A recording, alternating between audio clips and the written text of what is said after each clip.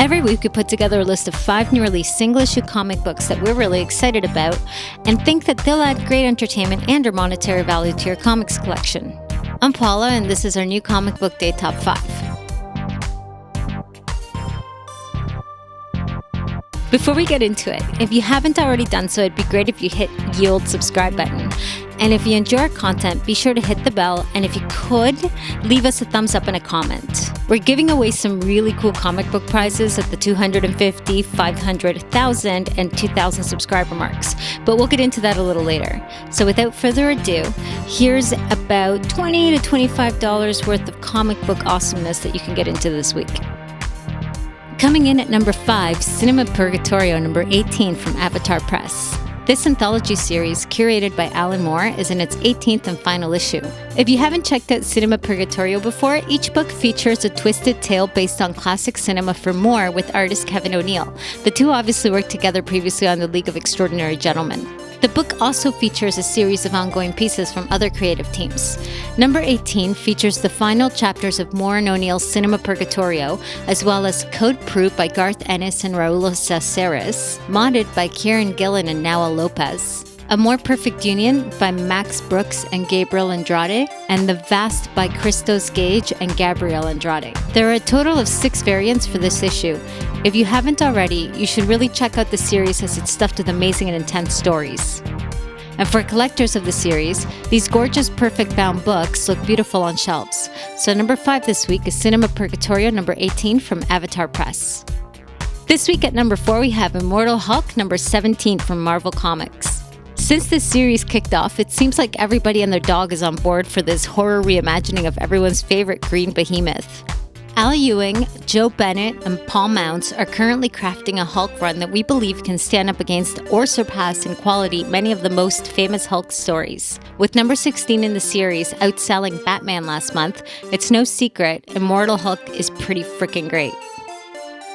Next up at number 3, Ironheart number 6 from Marvel Comics. Okay, I just have to say I love everything about this book.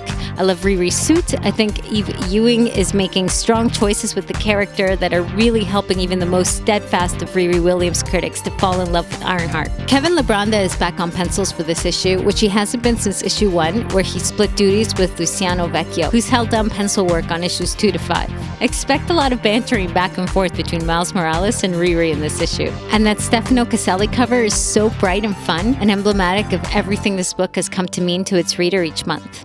Ironheart number 6 from Marvel Comics is this week's number 3 pick. Okay, so at number 2, we have Port of Earth number 10 from Image Comics. Okay, admittedly, I'm just getting into this book, but I've already begun stockpiling issues to get up to date this week as it's so cool. So the premise is basically aliens come to Earth and trade their advanced technology with us in exchange for the usage of our planet as an intergalactic port.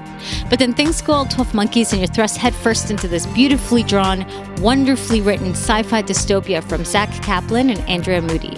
We are definitely going to be chatting about this one on next week's Quick Flips Indie Comics podcast, so get caught up and then we can all chat about it together. Port of Earth number 10 from Image Comics is our number 2 pick. This week's number 1, Spider-Man Life Story number 3 from Marvel Comics. Oh yeah, this is the one I've been waiting for.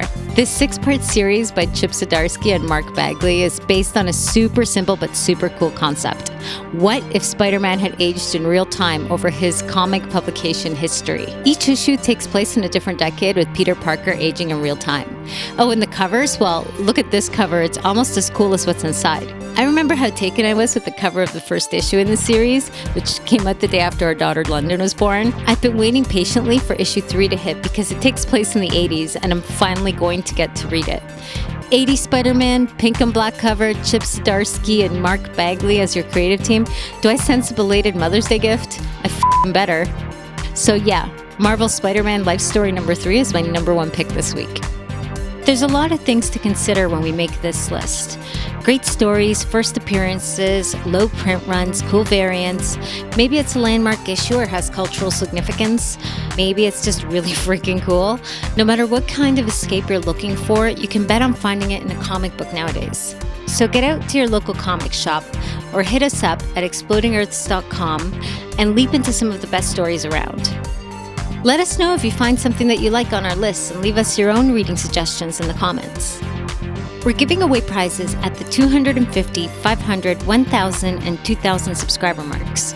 For our first prize pack, we'll be giving away your choice of either Buffy the Vampire Slayer numbers 1 and 2, or a trade paperback copy of Superman Red Sun. All you have to do to be entered is subscribe to our channel, then like and leave comments on any video on our channel. And the best part is, every time you leave a new comment, it counts as another entry. That's it for this week. We'll see you again next week with another top 5 list. But until then, happy new comic book day.